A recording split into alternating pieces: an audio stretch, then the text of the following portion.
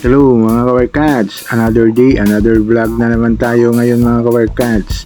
Binalikan natin itong Bakaka Bypass Road Project, kung kumusta na ba ito. Kasi matagal-tagal na rin tayong hindi nakabalik dito sa project na ito. Akala ko nga pag balik natin dito is nalagay na itong mga girder dito sa tulay na ginagawa. Pero sa pagdating natin dito is naabutan natin itong isang crane na ready na.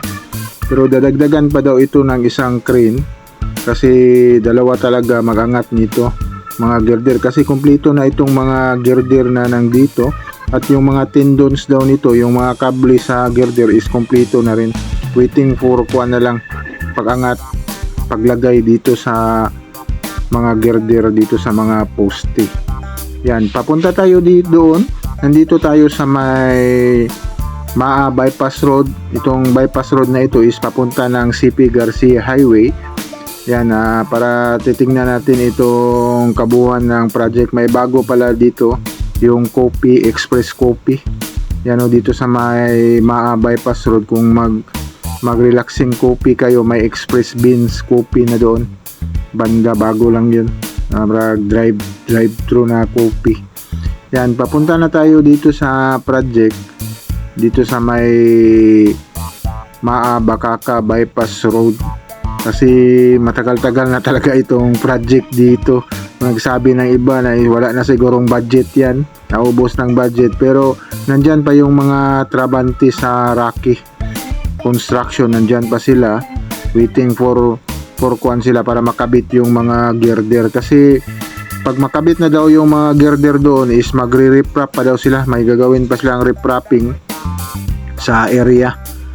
Tapos yun na yun, kasi yung mag-i-slab is ang Jima Construction na ang mag-i-slab sa tulay. Tapos yung kalsada, yung Jima na. Ito na yung malaking kanto dito. Yan, maraming nagtatanong sa atin. Basta kung papunta, galing kayong San Rafael, papunta na CP Garcia, walang ibang malaking kanto sa right side ninyo. Yan na yung papunta dito. Sa nakikita natin dito is 4 lanes itong kalsada na ginagawa dito. Kaso lang kasi hindi pa ito na madaanan maputik pa talaga yung area kasi hindi ito na maintain. Kasi hindi pa talaga ito madaanan, dead end ito. Pero may mga residente dito na nakamotor lang is pwede makatawid doon sa may Bakaka, dadaan ng craneway, yung steel na ginagawa nila na tulay doon. Pwede kayong dumaan dito para papunta ng Bakaka kung nagmumotor kayo. Yan, kasi hindi man maputik. Minsan kung malakas ang ulan, maputik yung area, pero sa pagkangayon, yung ulan is hindi perminti yung ulan dito. Yan, katulad nito, umuulan o basa yung simento. Pero pagdating natin doon, ay hindi maputik. Yan, ito yung i-update natin ngayon. Yan, let's go!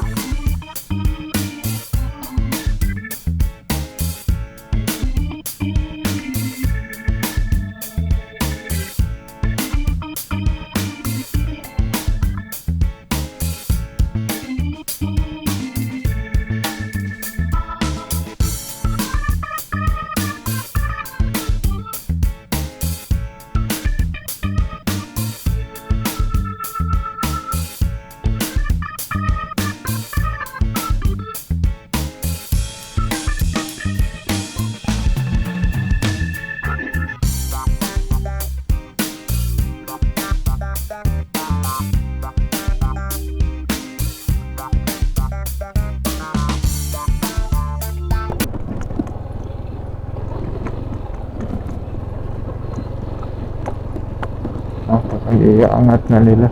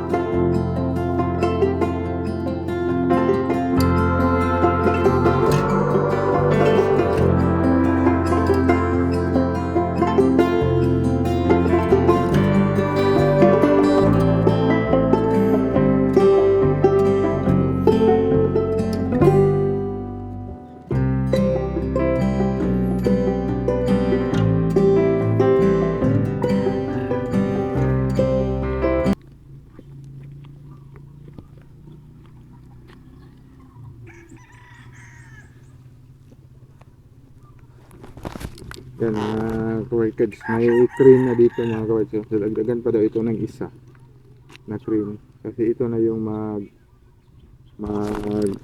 kung dito na mga girder para ilagay dito sa tulay.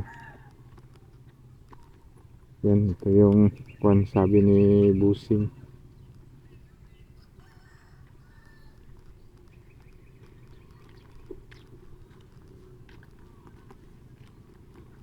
Ganun din.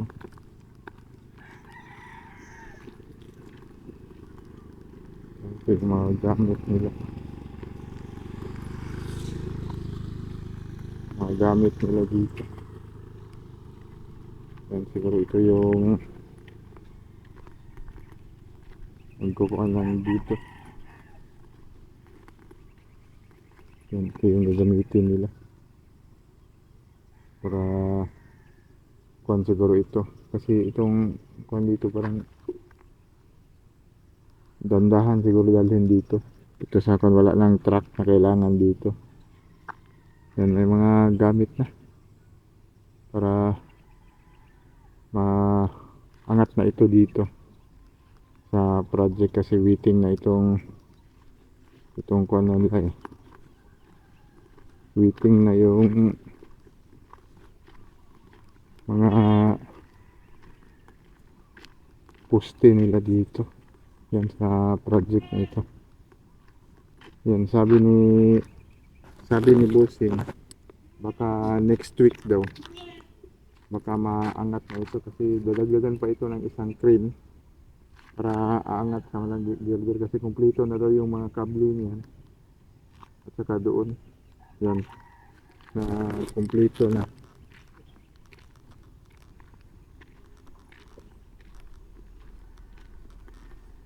Yan, dapat bilis-bilis sila nila kasi by June maulan na naman by June, baka magbabaha naman dito, baka nasira na naman itong crane wheel nila dito sa project na ito kasi itong tinambak nila is okay na pala itong tinambak nila dito. Katagal natin ito yung hindi nakabalik dito, okay na pala yung tinambak nila dito. Dyan yung crane magkuhan yung isa doon para malagay nila, tapos tatawid doon para doon sa abutment. Yan, update lang natin ito mga kawarkads, itong Bakaka bypass road project kung kumusta na ba ito dito. By next week daw baka makakuha na ito, maangat na ito kasi mayroon ng isang crane, dadagdagan na lang ng isang crane. Yan, mag-slab sila, mas madali, mabilis lang sila mag-slab. Ito madali lang nila na slab ito dito. Yan, like and subscribe to my channel and press the button bell para ma-notify kayo sa mga video na i-download ko, especially sa mga travel vlog natin. Yan, sige, bye bye, God bless.